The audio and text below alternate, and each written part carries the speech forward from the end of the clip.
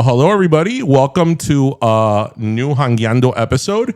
And today we have a very special episode. We have the founders of Live Like Bella, which is Shannah and Raymond Rodriguez-Torres. Thank you so much for being on Pero Let Me Tell You. Thanks for having me. And, you know, we're going to talk a little bit, obviously, about Live Like Bella and all the initiatives and everything, you know, all the wonderful things the organization has done. But before we actually start with that, I feel that because some years have passed already, there's like a whole new generation that's being introduced to your little daughter. My kid being one of them. So before we get into that part of the conversation, tell us a little bit about your daughter and Bella and, you know, the little girl that we all saw. Honey, you want to start? Kick us off? Well, thank you for having us.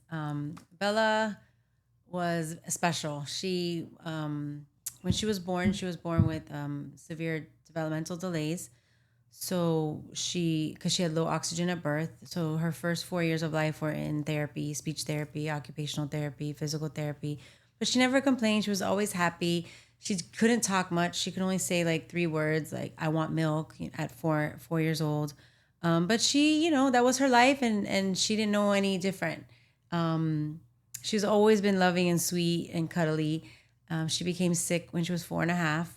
And again, she took it like if this was just her life and what she needed to do, you know, and throughout her 6-year battle with cancer, she fought, and she was stronger than any, you know, man or woman I've met since. Right.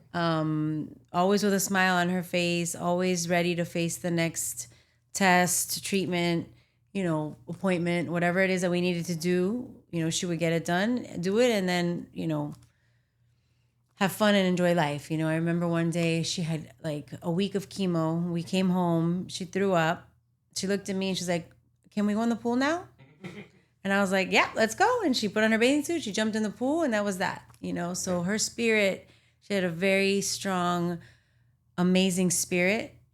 She was very, I feel like, an old soul, and had like a special connection, you know, to the spirit, you know, to God, and just she was otherworldly, you know, and just very special. And I wanted to start off with that because, as I said, a few years ago, my son is 11. This was maybe 3-4 years ago.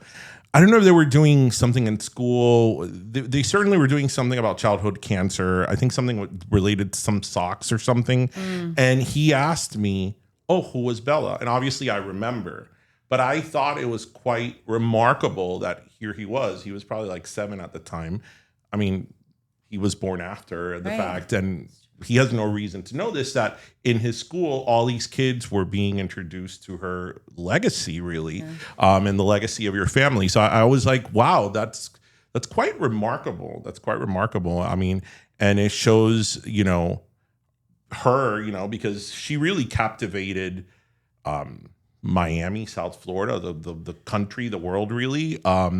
You know, because unfortunately there are a lot of children that suffer from cancer, but I feel that everybody sort of knew her. Everybody knew her, you know, knew who she was. So I think that speaks testament to her spirit and obviously the legacy that you as a parents have continued. So we all hear about Live Like Bella, the organization, but I think a lot of people maybe don't realize what the organization does. So tell us a little bit, since you are the founders, what, from this sort of, you know, bad moment, what made you sort of have that sort of switch that you said, we're going to make this, we're going to make an impact on this. We're just not going to sit here and just let this happen.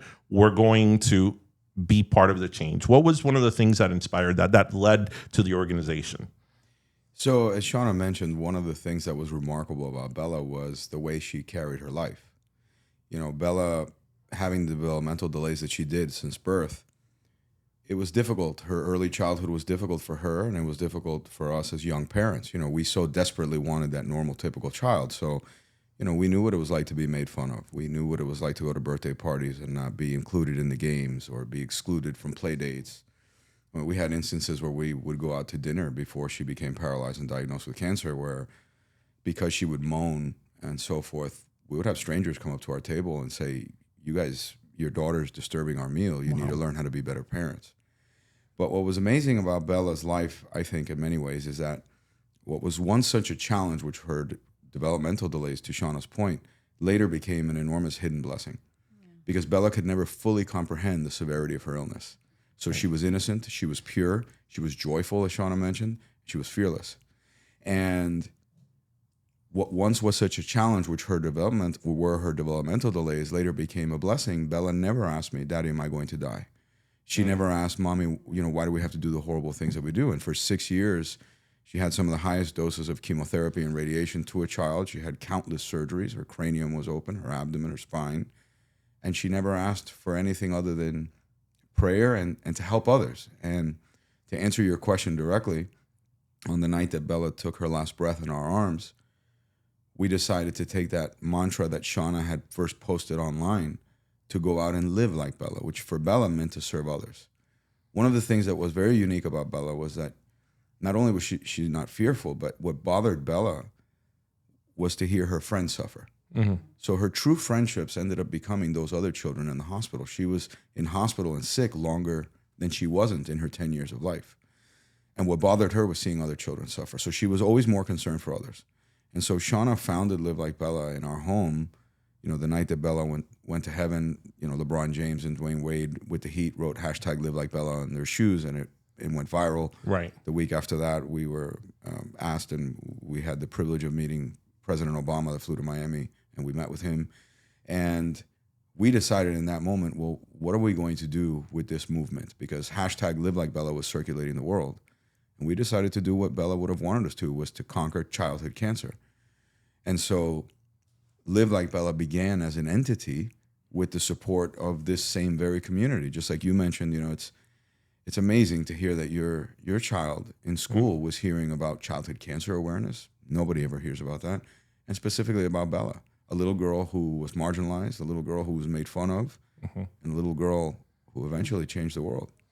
Yeah, sometimes you don't realize you're making an impact at the moment. And, whether it's during somebody's life or after, and they have a huge impact. And I'm sure that with everything you just said, that, LeBron and D Wade put the hashtag, that you met the president, these incredible highs at the same time you're dealing with such an low, the lowest thing a parent can go through, that it must have been very sort of kind of surreal moment.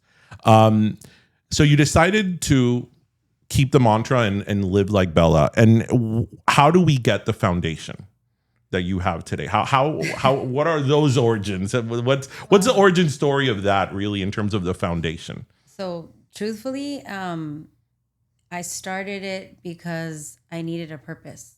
I didn't want to fall into a spiral of grief that I couldn't climb out of. I had my other daughter. I had to, take care of her, and I had to live, and I had to make Bella proud. And as a mom, I didn't want anybody to forget her. So selfishly, I started the foundation so that I had a purpose and a reason to keep her memory alive. I started on my kitchen table. We would stay up all night. I would mail, car bumper stickers that said "Live Like Bella," just very organic. And in Bella's way, it became a huge foundation. We have 8 team members now. Raymond and I are volunteers. We've never taken a penny, and we never will. But like I said, it started in our kitchen table, and it just grew from there organically, because I think people could see the goodness and the transparency of what we were doing. We were doing it out of the goodness of our heart, in the sense that I was doing it so you would never have to experience that, because nothing I did or nothing we are going to do is going to bring Bella back. But I'm hoping that it will prevent another mom or another father from losing their child to cancer. Right. So, and I think that people can see our genuine, the genuine, reason behind it. And I mean, we've helped children in 49 states and I think like 37 countries around the world. Wow, that's incredible. Yeah. 37 countries? Yeah. Wow. Or more. I'd have to It's check right actually now. 38. Okay. Yeah, we 38 there countries. was another country that We assist families who, so Live Like Bella assists families in 3 ways. We fund pediatric cancer research, and right now we've been able to facilitate about $40 million in pediatric cancer research trials in Florida. Wow. We assist families who have children going through cancer right now with basic necessities, food, rent, utilities, just basic needs that you don't realize, when you're living in a hospital, you still have to pay rent. Yeah. Or one parent, has to take time off of work so the other parent can stay, working and pay, or if they have other children, you never know. But so that's the other arm. We assist families who are going through treatment right now. And then the third way we assist is we pay for memorial support for funerals. I'm glad you mentioned those 3 items because that was kind of where I wanted to have the conversation because when I was doing a little bit of research, because obviously, I remember Bella, I remember when the organization sort of came about, but I think a lot of people don't realize, at least I didn't, that there really isn't much in terms of childhood cancer awareness and research and all that. You would think there is. I don't know why I would assume there was, but there really isn't.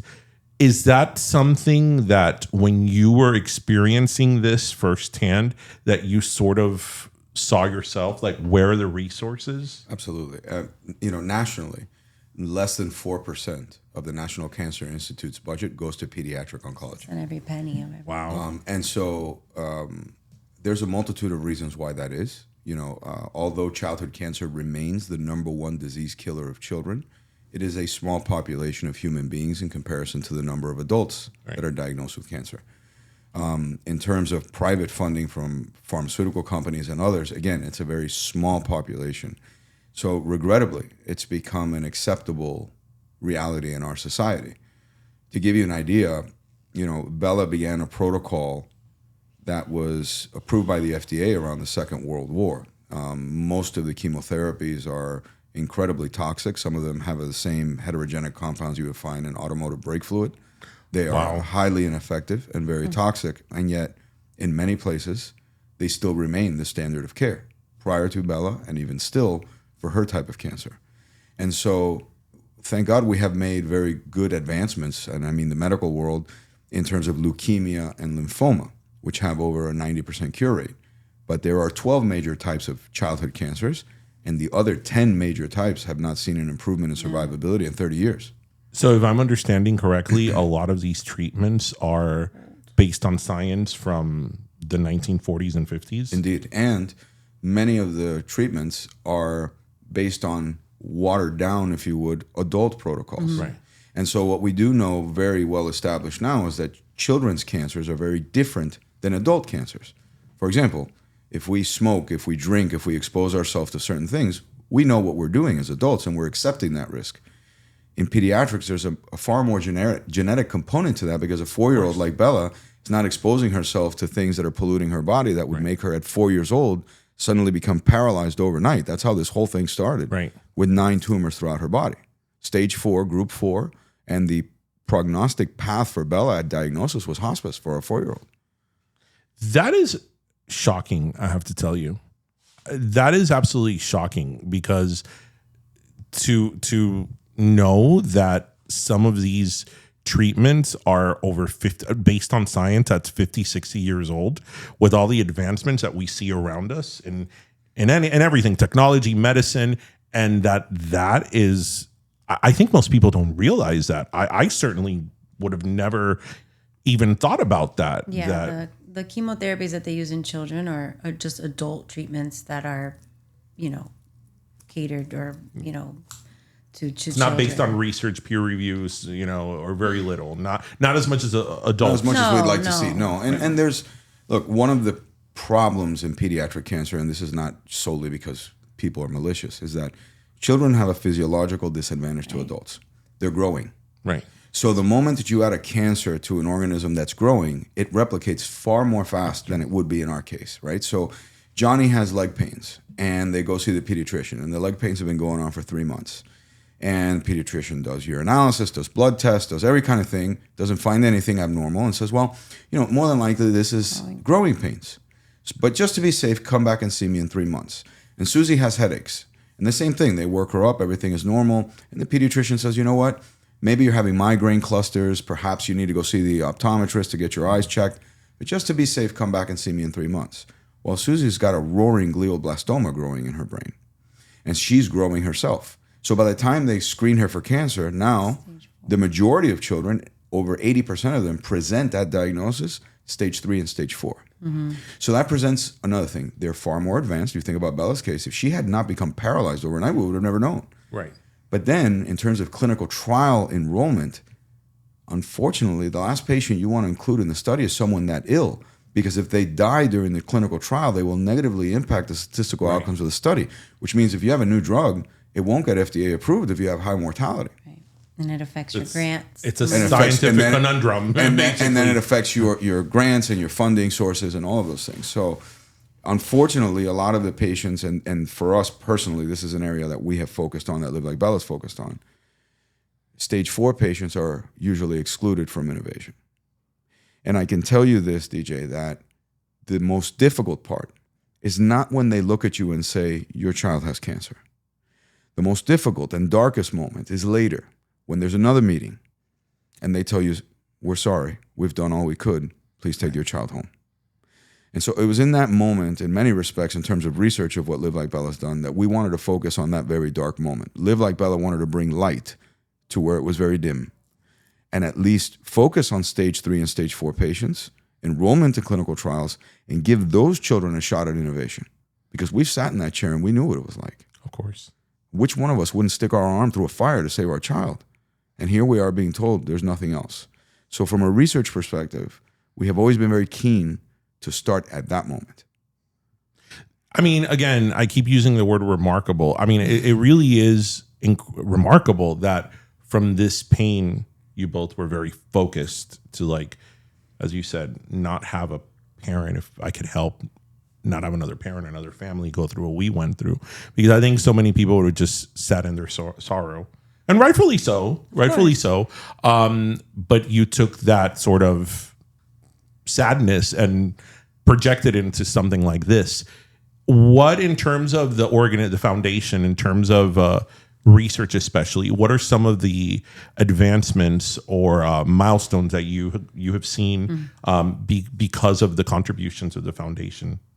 So the most exciting of the over close to 72 trials that we've funded now happens to be one in our very own backyard. So Live Like Bella's funded research everywhere, but this is a collaboration between Nicholas Children's Hospital and FIU, funded by Live Like Bella. And FIU, Dr. Diana Azam and the team there, developed a new technology which stratifies genetic testing, which has been done, molecular testing, which has been done, and then added drug screening, taking hundreds of drug combinations of only FDA-approved drugs, and not just cancer drugs, antibiotics, antifungals, all kinds of things. And using in those 3 data points AI to decipher a new treatment protocol potentially for the child. And so they get a piece of live tumor from the patients at Nicholas. They had to have been patients that were relapsed, stage 3 and 4, that had no more options. FIU then received this tissue live, so it cannot be frozen, has to be taken immediately to the lab. The lab begins processing it, starts adding all kinds of unconventional drugs on this. And some of the results have been amazing, to the extent that the trial was published on the front cover of Nature Medicine, which is like saying Forbes in the business world. Yeah. And it showed an 83% survival in the children that participated in the study. Oh my gosh. And some of the drug combinations, DJ, are antihistamines with Aleve and a prostate cancer drug that you would never live a girl, a female, let alone a child, right? Very wild combinations of drugs in the individual personalized functional medicine aspect have shown results that are amazing. Children that now 2.5 years later are alive and going to school and have hair that were going to hospice. So that particular study, personalized functional medicine, is extremely interesting. I'll preview just one more because we're excited about this one coming out soon. So canine boxers develop a type of glioblastoma that's very similar to that in children. Their pathology is almost identical for whatever reason. And like a child, the boxer, the dog doesn't tell you, hey, I think I have a brain tumor. Right. So usually the owner doesn't realize there's something wrong with that dog until they start seizing or they don't eat. They're advanced, stage 3 and stage 4, right? So at the University of Florida, another study funded by Live Like Bella, there's a doctor who found that these glioblastoma cells, every kind of chemo you would give them, it would just bounce off. It wouldn't penetrate the cell. So he says, what penetrates cells faster than anything in nature? A virus. So he took the Zika virus, modified the Zika virus, used it as a vehicle to penetrate cells, and it goes like a knife through hot butter. And then he attached a monoclonal antibody, which only affects glioblastoma cells. And sure enough, it enters the cell and delivers the payload only to the bad cells. These dogs are now at the veterinary college at the University of Florida surviving. They're alive. And the first child will be infused in a matter of months. And this has all been because of the work of the foundation. Yes. I mean, I could imagine that in a way has to be also very humbling. Because these are big advancements. This is not just, we haven't really found much. These are very big advancements in sort of a short amount of time, because research can take years and years and decades sometimes. That's quite incredible.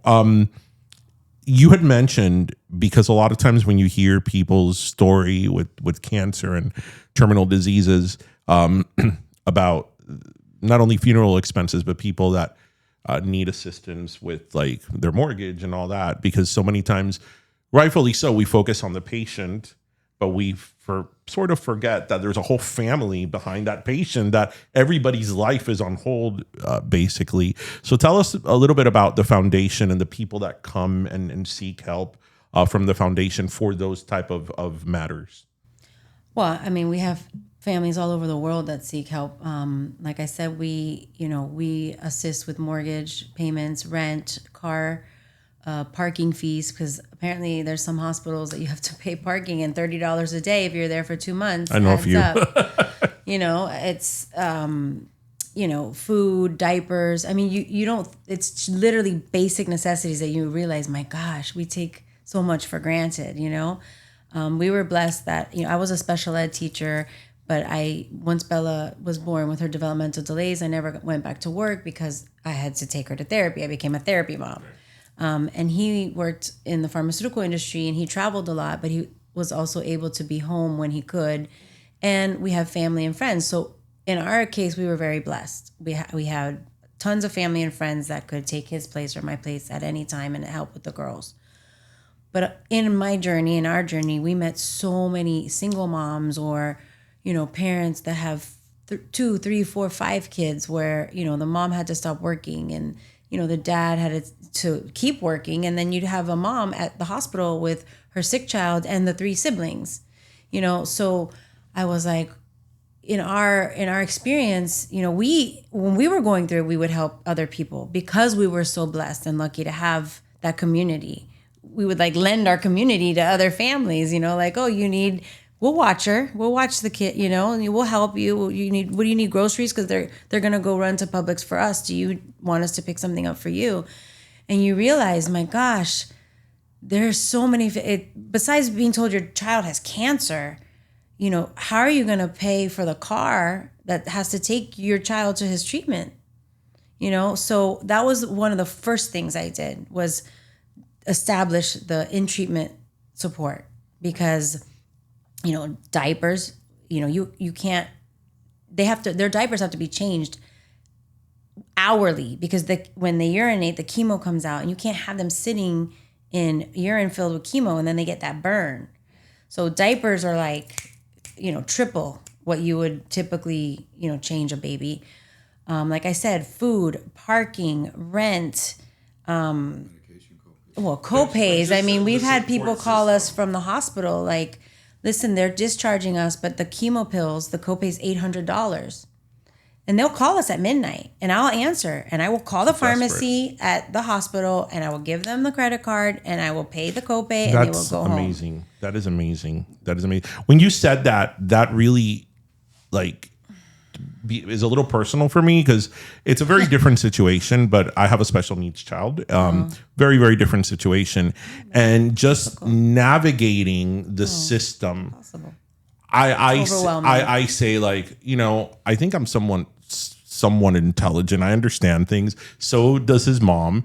And we struggled navigating the system, from insurance to appeals to this to that to approvals to referrals to, for basic therapy. So, and again, it's a very different case. No, but I did that. And I think that maybe got me ready for her cancer journey, because that's a whole other, but I was already used to fighting with it. So that's why I say, like, my case, it's two parents that I think are, informed enough that can take this on, and we struggled. So imagine a single mom, maybe somebody who doesn't speak English, maybe somebody who doesn't have the financial resources or like supportive resources. 100%. So that, when you said that, I was like, oh wow, I felt that, because I think that support system in a case like that is just, it's so important. It's so important, because that's sort of what keeps everything together in the midst of the chaos that you're going through. No, I'm very passionate about that. I don't like to see people suffering for no reason if I can help. Yeah. It's just something. Maybe that's why I became a special education teacher. Yeah. I can't sit back and do nothing. It's not my personality. Well, you both are definitely the testament. It's not my personality. The testament to that. So I know that coming up soon now in September, you have the Live Like Bella Pediatric Research Synopsum presented by Amazon. So symposium, sorry. Speak to us a little bit about that. So the symposium is a scientific exchange of people really now coming here from everywhere. It originally started, however, as Live Like Bella began funding research. And the way that we've been able to accelerate research very significantly is through something called the Live Like Bella Research Initiative, which is a very unique partnership with the state of Florida. What we decided to do about 7 years ago is that we wanted to work with the state legislature and the governor's office to fund pediatric cancer research in the state. Nothing had existed prior. And unfortunately, 24 states in the union still don't have childhood cancer listed as a priority. So about half. About half, and zero funding as well from those states. But the state of Florida was very innovative. And we wanted to fund pediatric cancer research, but we didn't want to add an additional taxpayer burden. And so one of the ways that we found the way to do that is through the cigarette tax revenue, through the sales tax of the cigarettes in the state of Florida. Isn't that an irony? Right. And that was one way that, everyone, Democrat, Republican, everybody was on board and saying, this is a way of taking something that's not good for you and using it for the benefit of children that have cancer. And so that's been revolutionary.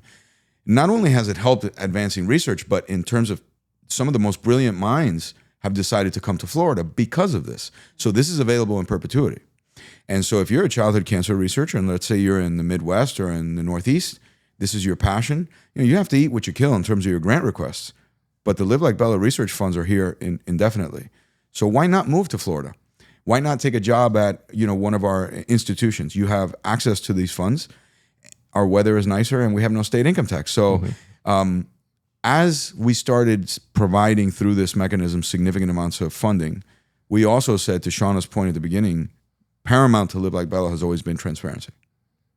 Whether it's $1 or $1 million, you should know exactly where the money at Live Like Bella is being utilized, because we are the stewards of the pennies of the people that are entrusted in us. Right. And so we decided to say, look, if you've received funding from Live Like Bella for research, this is not just a matter of it goes into a black hole and no one knows. You have to come to Miami at least once a year, and you have to present your findings, good, bad, or otherwise, and share the learnings with everyone.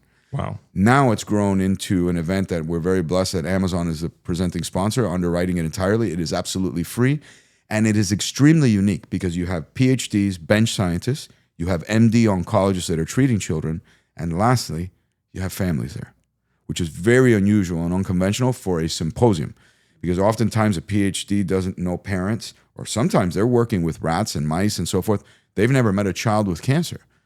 And so when they do, the synergistic effect of those three combinations of parents, PhDs, and MDs is extremely powerful. It must be, I imagine, for the scientists, the PhD, as you say, it must be quite something, because as we said, they devote their life to science and research, but maybe it doesn't have a face.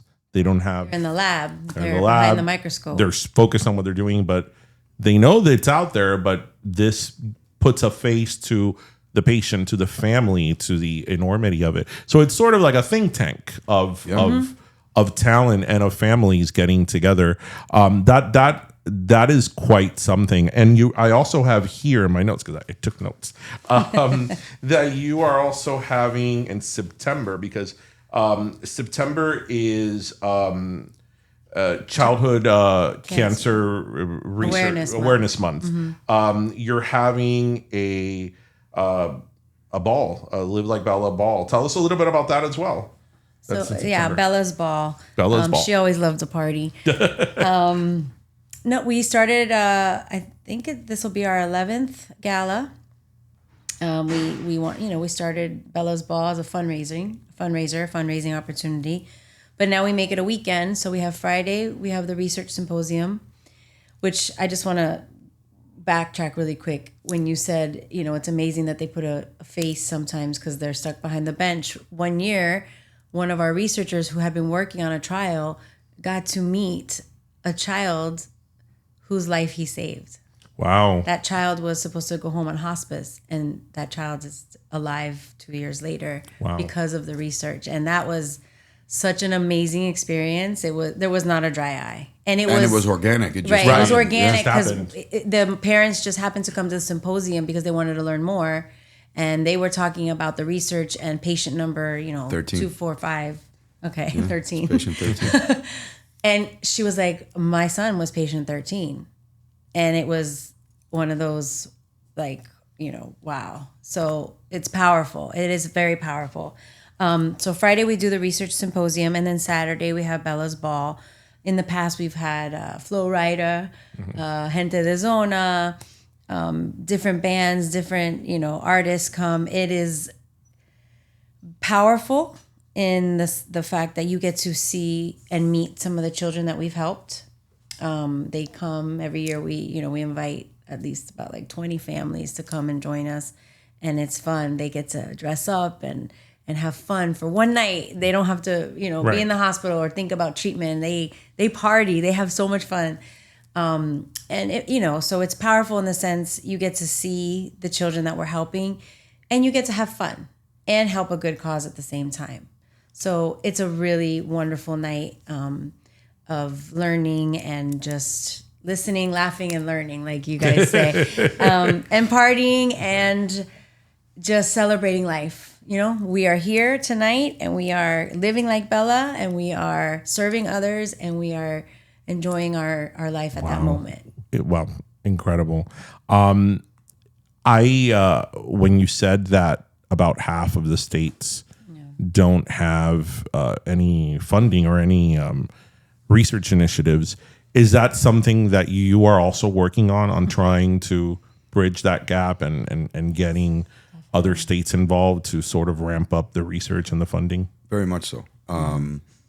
What we're trying to do to the best of our abilities, because now Live Like Bella is 12 years old, and we have the experience of a seasoned organization, but with the spirit of a startup.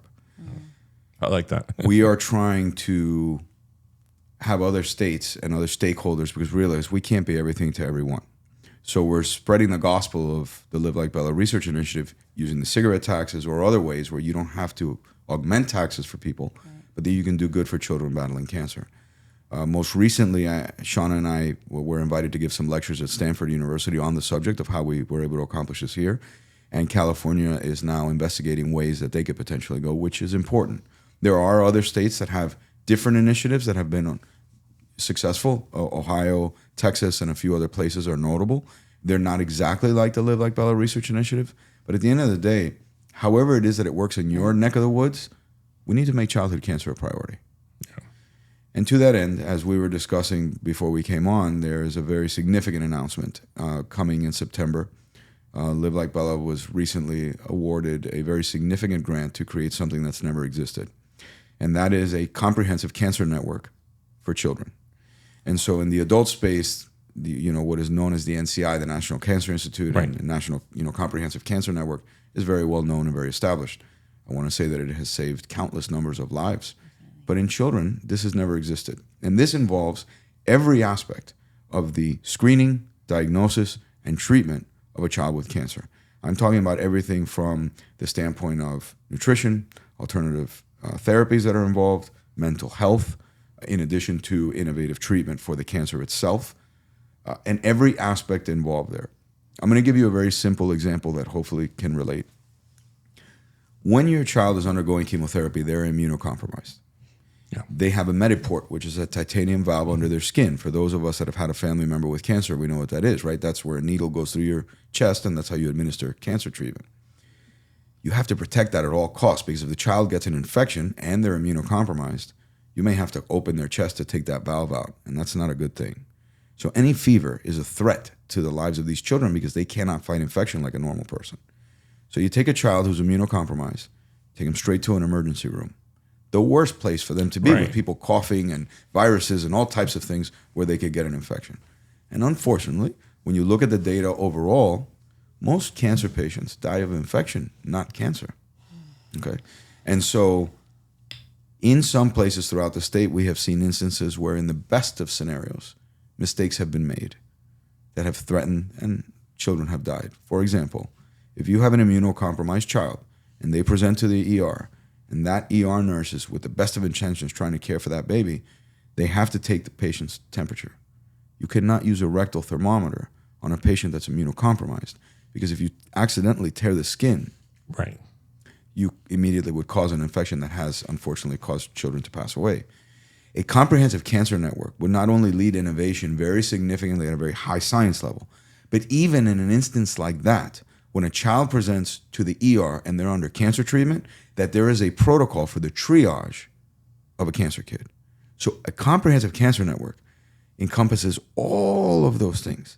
It also, it centrally causes for hospitals to talk to each other in a way that they don't exist now. In other words, if you're doing a study in Gainesville for children with osteosarcoma, the people in Tampa should know, people in Jacksonville should know, in Miami and Orlando and what have you. And that's not happening now. Right now, that a formalized mechanism for that does not exist.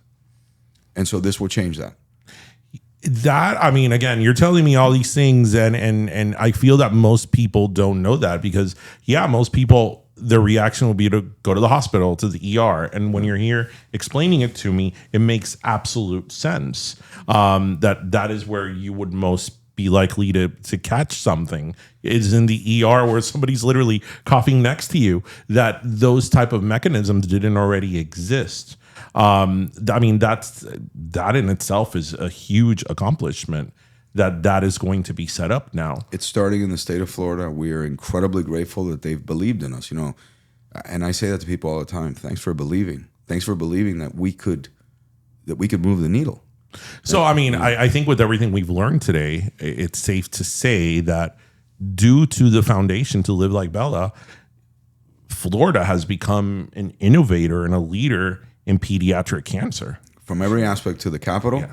to a child wearing socks, knocking the socks off of childhood cancer, like your child. Yeah. Remembering Bella. Yeah.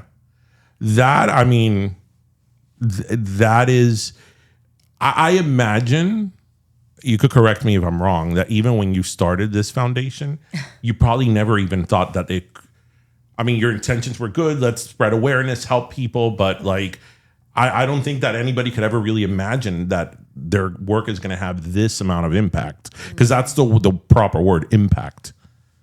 It's not us. It's Bella. It's Bella. We're not that good. We're not that. Yeah, it is Bella. We're not that good. It's her. I also know you have your daughter Raina, and she has Love Like Raina. Mm-hmm. Tell us a little bit about that. So Raina was Bella's keeper in so many ways, right? Although she was a little sister, she would help Bella brush her teeth. She would help bathe her. She would help her in the bathroom. She was her fierce protector if anyone looked at her in a strange way because she didn't have hair or she didn't understand anything. She loved her immensely, and still does. Read books to her because Bella couldn't read. Bella passed away at 10. She still couldn't read. Yeah. So Raina's example is that she uniquely understands what these children go through. She understands when girls especially lose their hair and what that means. And so Raina has been a very big part of Live Like Bella, especially with a sibling focus. And we also were very fortunate that we are soon launching a siblings scholarship program called the Love Like Raina program, in memory of some of the children that have come through Live Like Bella, to help siblings specifically. Because to the example that Shannah mentioned, siblings sometimes are the forgotten man. Your focus is on acutely saving the sick child's life, but you have all these other precious lives. And sometimes even just simple childcare is a problem, because you can't drop off your 4-year-old at the cancer center to get chemo and go to the office and then send everybody else around. Managing them also is very difficult, because those children go to daycare or they go to school. You have one that's immunocompromised. They bring home a whole host of illnesses and colds and whatnot. And so, yes, Raina, we're very proud of Raina. And she has in so many ways honored her sister's life, even now being a young woman at 20. Right. But we're using her example to help siblings as well. Right. Well, I mean, as we close, I mean, there really isn't much to say other than thank you to Bella. I mean, that small, precious little life went so far, went further in 10 years, and people go in a lifetime. And here we are years later, not only talking about her and keeping her memory alive, but seeing the results of the foundation and of the work that you have put in, that she inspired, that, it takes a village. So I imagine there's a big village behind this, because again, as I said earlier, it's not every day that people are able to turn pain into what you both did and what Bella inspired. I mean, it really is inspiring and incredible that you had the opportunity to, both of you, talk about all the achievements and technologically and medically that we are now because of this foundation. So thank you for the work that you continue to do. It's very important. I mean, you're literally saving kids' lives. I mean, literally saving kids' lives. And it's very important that people understand that you need organizations like this. You need people that step up, because we talked about so many things that people don't even think about, that don't know, and the totality of it. So thank you very much for being on our show, and for sharing Bella's story and the story of the foundation. Well, thank you for having us. We thank you as a community, as a state, as a city, Miami. We thank you. We thank you very much. Thank you all. Thank you for having us.